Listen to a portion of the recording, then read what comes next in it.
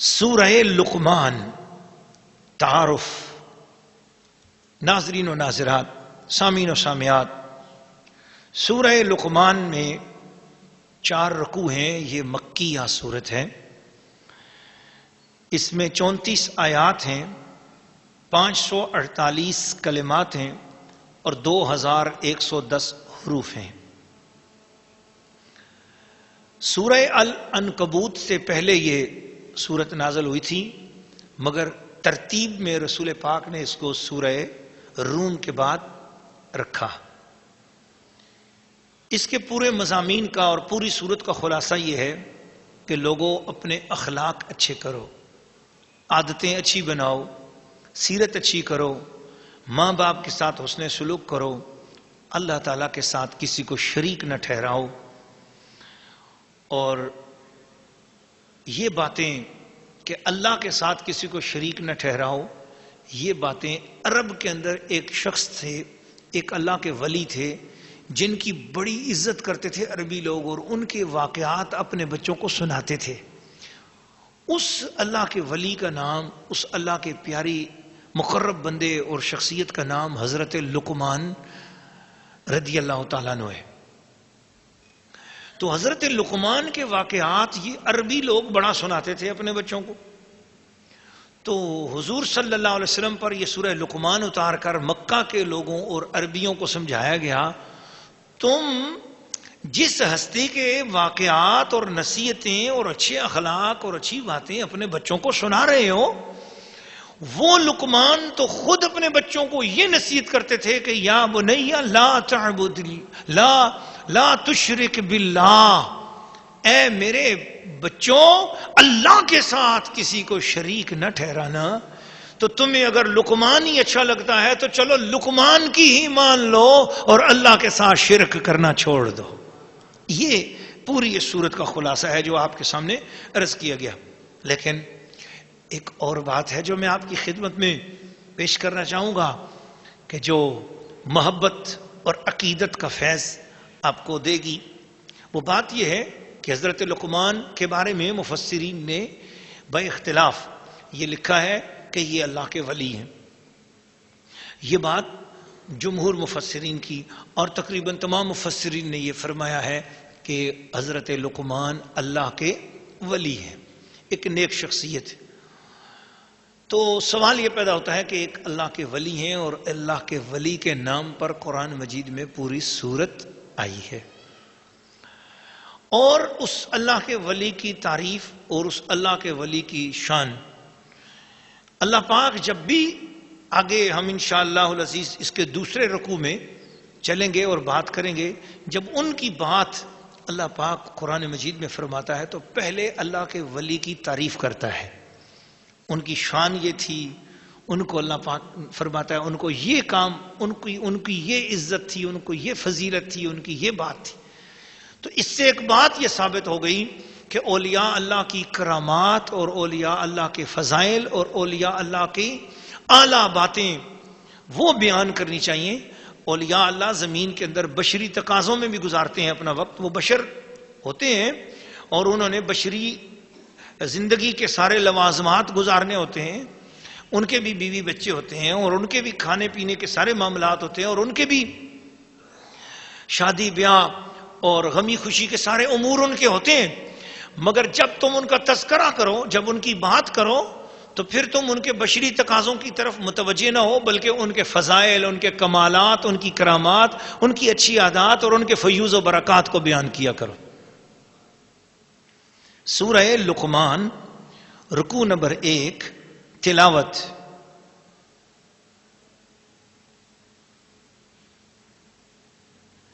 بسم اللہ الرحمن الرحیم، اللہ کے نام سے شروع جو نہایت مہربان رحم والا. الف لام میم تلك آيات الكتاب الحكيم هدى ورحمة للمحسنين الذين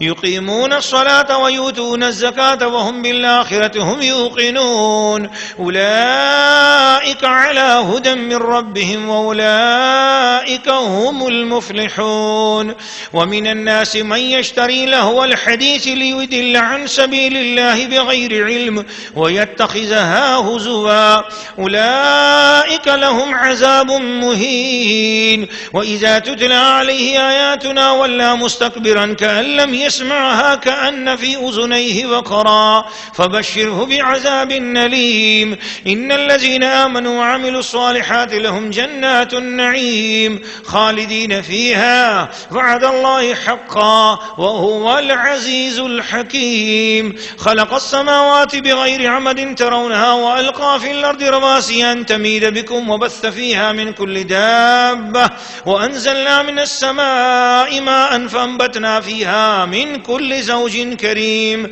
هذا خلق الله فأروني ماذا خلق الذين من دونه بل الظالمون في ضلال مبين.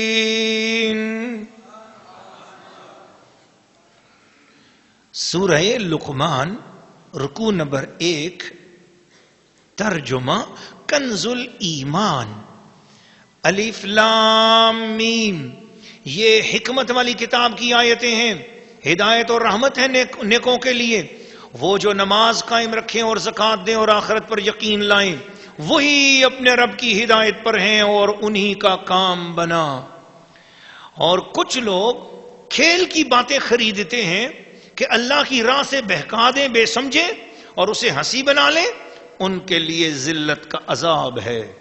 اور جب اس پر ہماری آیتیں پڑھی جائیں تو تکبر کرتا ہوا پھرے جیسے انہیں سنا ہی نہیں، جیسے اس کے کانوں میں ٹینٹ یعنی روئی کا پھایا ہے، تو اسے دردناک عذاب کا مژدہ دو. بے شک جو ایمان لائے اور اچھے کام کیے ان کے لیے چین کے باغ ہیں، ہمیشہ ان میں رہیں گے. اللہ کا وعدہ ہے سچا اور وہی عزت و حکمت والا ہے. اس نے آسمان بنائے بے ایسے ستونوں کے جو تمہیں نظر آئیں، اور زمین میں ڈالے لنگر کہ تمہیں لے کر نہ کانپے، اور اس میں ہر قسم کے جانور پھیلائے. اور ہم نے آسمان سے پانی اتارا تو زمین میں ہر نفیس جوڑا اگایا. یہ تو اللہ کا بنایا ہوا ہے، مجھے وہ دکھاؤ جو اس کے سوا اوروں نے بنایا. بلکہ ظالم کھلی گمراہی میں ہیں. سورہ لقمان رکوع نمبر 1 تفسیر. ناظرین و ناظرات و سامعین و سامعات، سورہ لقمان کا تعارف کراتے ہوئے ہم اس کے خواص نہ بتا سکے. اس کی سب سے بڑی خاصیت یہ ہے کہ ایسا مریض کہ جس کے اوپر کوئی دوائی اثر نہ کرتی ہو، ایک یا جس مرض کے لیے اس نے دوائی لی ہے وہ دوائی استعمال کر رہا ہے مگر دوائی اپنا کام نہیں دکھا رہی، تو دوا استعمال کرنے سے پہلے یا اس دوا پر دوا استعمال کر رہا ہے اور درمیان میں اب بھی اس دوا پر سورہ لقمان 3 مرتبہ پڑھ کر دم کرو تو وہ دوا جس مقصد کے لیے بنی ہے وہ اپنا فائدہ دینا شروع کر دے گی. اللہ کریم نے ارشاد فرمایا کہ یہ قرآن کتاب حکمت ہے، یہ کتاب ہدایت ہے، یہ کتاب رحمت ہے، یہ کتاب احسان ہے. جو قرآن مجید سے پیار کرے اور جو قرآن مجید سے عقیدت کریں، جو قرآن مجید سے محبت کریں تو قرآن ان کو ہدایت رحمت دیتا ہے اور ایسا کرم ان پہ ہوتا ہے کہ ان کی نماز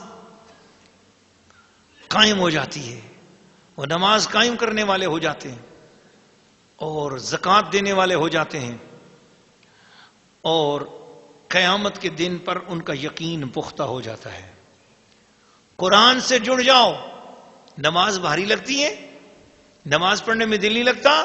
کئی عورتیں کہتی ہیں جی میں وضو کر لیتی ہوں، جانماز پہ چلی جاتی ہوں کبھی کبھی، لیکن بالکل ہمت نہیں ہوتی رکعت پڑھنے کی، بالکل نماز پڑھنے کا دل نہیں چاہتا. آؤ قرآن تمہارا علاج کرتا ہے، قرآن بتاتا ہے۔ مردوں، عورتوں، مسلمانوں، نہیں دل چاہتا نماز پڑھنے کو، ہمت نہیں ہو رہی، جسم میں سستی ہے، قرآن کہتا ہے کھولو کتاب، میرے قرآن میں ہر چیز کی شفا ہے۔ قرآن کو کھولو، قرآن کو پڑھنا شروع کرو، جہاں سے مرضی قرآن مجید کو پڑھو، تھوڑا سا قرآن مجید پڑھ کر اپنے ہاتھوں پہ دم کرو اور تیزی تیزی سے پورے جسم پہ ہاتھ پھیر لو، پھر دیکھنا ایک ہی منٹ کے اندر اندر تمہارا دل نماز پڑھنے کو کر جائے گا، تمہارے لیے نماز پڑھنا آسان ہو جائے گی۔ ویسے بعض عرفاء کرام کی کتابوں میں ہم نے پڑھا ہے بہت زیادہ جو ہنسنے والا بندہ ہوتا ہے، وہ بہت زیادہ جو ہنستا ہے اس کو بھی نماز پڑھنا مشکل ہوتی ہے اس کے لیے بھی، لہذا ہنسنے میں کہا لگانے سے پرہیز کرنی چاہیے۔ ہنسیں اتنا کہ جتنا مسکراہٹ ہو اور جس سے خوشی طبیعت کی سامنے نظر آئے، لیکن ایسا ہنسنا جس میں بالکل دنیا دار لوگوں کی طرح بہت زیادہ بڑی آوازیں ہوتی ہیں اور کہا ہوتا ہے، اس سے اپنے آپ کو بچانا چاہیے۔ اور اگر کوئی بندہ مجبور ہے، اب یہ تو متقی لوگوں پرہیزگار لوگوں کی باتیں ہیں، میں اپنے جیسے لوگوں کی بات بھی کر دوں تو جو عام دنیا دار آدمی وہ بھی کہا لگاتے ہی ہیں اور لگ جاتا ہے، اور ہم سے بھی کہتے ہو بلند ہو ہی جاتے ہیں، ایسی صورتحال ہو جاتی ہے، تو پھر کیا ہو، کہا دل کو مردہ کرتا ہے۔ لیکن اگر ایسا ہو تو پھر کیا کرنا چاہیے؟ تو اس کے حوالے سے روحانی علاج کے طور پر ایک بات یہ ہے کہ یا حیو یا قیوم 3 مرتبہ پڑھیں۔ حی کا مطلب ہے زندگی دینے والا، اور قیوم کا مطلب ہے خود بھی زندہ اور دوسروں کو قائم رکھنے والا۔